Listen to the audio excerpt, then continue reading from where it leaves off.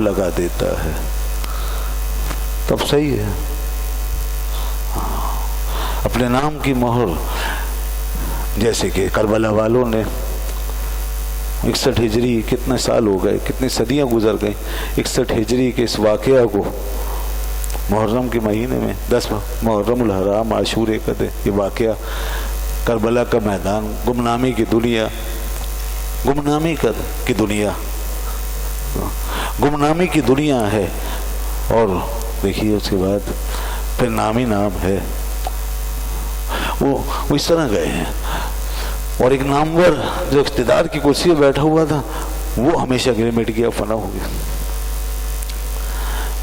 اور پھر جب انسان دنیا کو سب کچھ سمجھ لیتا ہے اپنا اور اس کو آخری ٹھکانے کے طور پر اختیار کرنا چاہتا ہے تو پھر اس کا ہاتھ رکتا نہیں ہے.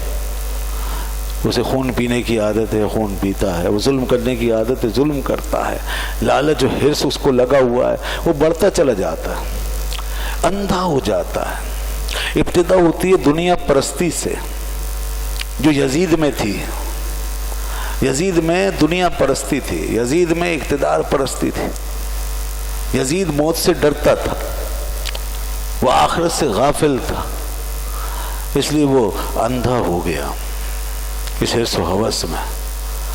اس نے اتنی بڑے بڑے مقدس خون بہائے، دریا بہا دیے خون کے. بڑی بڑی عظیم ہستیوں کو اس نے تحقیق کروا دیا، آرڈر دے دیا، فری ہینڈ دے دیا.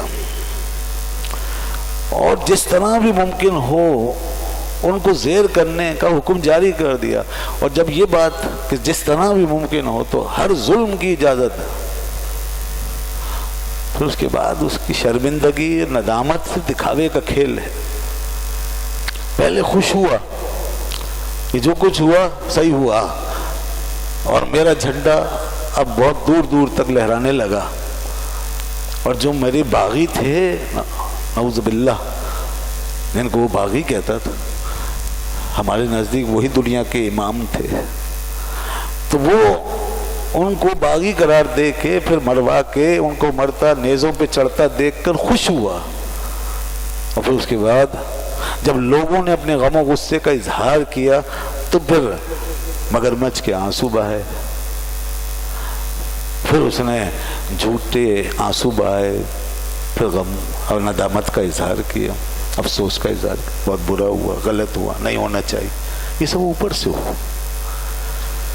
اور اس کے بعد پھر جن لوگوں نے اس ظلم کیا تھا، سفاکیت کی، یہ خون بہایا، جو اس کے گورنر، عامل، عمال، حاکم، علاقائی حاکم، جن کی سرکردگی میں سب کچھ ہوا، ان کو کوئی سزا نہیں دیا. ندامت کی کا پول اس لیے کھل جاتا ہے، وہ کوئی سزا نہیں دیا، ان سے باس پوچھ نہیں کیا، ان کو پکڑ کے مارا نہیں، بند بھی نہیں کیا، کچھ بھی نہیں کیا، انہیں آزاد چھوڑا، ان کے منصبوں پر بحال رہنے دیا. گویا فیصلہ بات کا یہی بتا رہا ہے کہ جو کچھ ہوا ٹھیک ہوا، اس سے راضی. لیکن دکھانے کے لیے آنسو بہائے گئے، لوگوں کا غصہ، غیظ و غضب ٹھنڈا کرنے کے لیے ندامت کا اظہار کیا گیا، افسوس کا اظہار کیا، صرف دکھانے کے. اور پھر اس کے بعد جیسا کہ میں نے کہا کہ جب آدمی کو دنیا پرستی لگ جاتی ہے اور اس کا نظریہ دنیا بن جائے اور آخرت کا خوف اس سے نکل جائے تو پھر اس کے اندر کوئی شرم حیا نہیں رہتی، پھر اس کا ہاتھ رکتا نہیں ہے، پھر وہ آگے بڑھتا ہے. اور وہ ہوا 61 ہجری میں یہ سب کچھ ہوا. پھر 2 سال ہی گزرے تھے کہ 63 ہجری کے اندر پھر یزید نے ایک بڑی سفاکیت کا مظاہرہ کیا، ایک بڑی سفاکیت، ایک لرزہ برندام کر دینے والی حیوانیت، ظلم کی ایک اور تاریخ رقم کی اس نے. اور پھر ایک اور بڑی مقدس دنیا کو اس نے اپنی ظلم کی دستبرد کے لیے، اپنے ظالمانہ تصرف کے لیے، اپنی پنجہ آزمائی کے لیے ایک اور بڑی مقدس جگہ کو چنا اور بڑی مقدس ہستیوں کا انتخاب کیا. تو یہ 63 ہجری میں پھر مدینہ منورہ پر اللہ کے رسول کے محبوب کے شہر، مسلمانوں کے دلوں کی جان ہمارے یہ روحانیت کا ایمان کا مرکز شہر مدینہ، وہ محبوب شہر، وہاں پر حملہ کر دیا۔ شہر مدینہ سے لوگوں نے بھرپور احتجاج کیا امام علی مقام کی شہادت کے بعد۔ بنی ہاشم کے گھرانوں سے بھرپور آواز اٹھی اور انہوں نے اس کے خلاف، یزید کے اور خلاف، اس کی بیعت کے خلاف پورا احتجاج کیا۔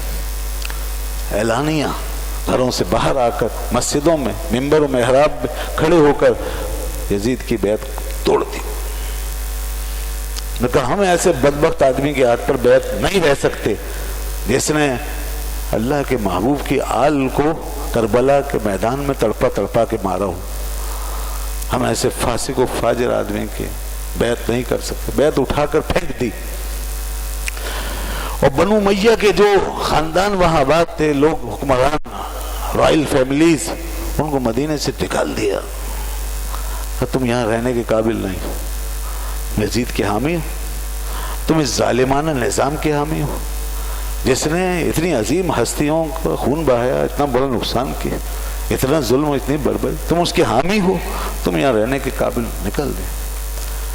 یزید کو بجائے اس کے کہ ان تمام واقعات سے کوئی سبق حاصل ہوتا، کوئی درس حاصل کرتا، وہ تو اقتدار کی لالچ میں اندھا ہو چکا تھا۔ اسے تو حل میں مزید کی طلب تھی کہ اور مجھے میرا اقتدار بڑھ چڑھ کے میرا مضبوط ہو، میری کرسی اور مضبوط ہو، مجھے اور زیادہ ملے، میری حکومت ہر جگہ پہنچے، جو انکار کرے وہ راستے سے ہٹ جائے، اسے مار دیا جائے۔ وہ اس حرص و آز میں مدینہ منورہ کے خلاف اس نے فوج کشی کی، اور مسلم بن عقبہ نامی ایک شخص کو جو یزید اور بنو امیہ کی سلطنت کا بہت بڑا حامی وفادار تھا، اس شخص کو، اس سخت گیر انسان کو، ایک ظالم و سفاک شخص کو اس نے امیر بنا کر، سالار لشکر بنا کر، اس نے 12,000 کی نفری کے ساتھ مدینہ منورہ پر حملہ کرنے کا حکم دے دیا۔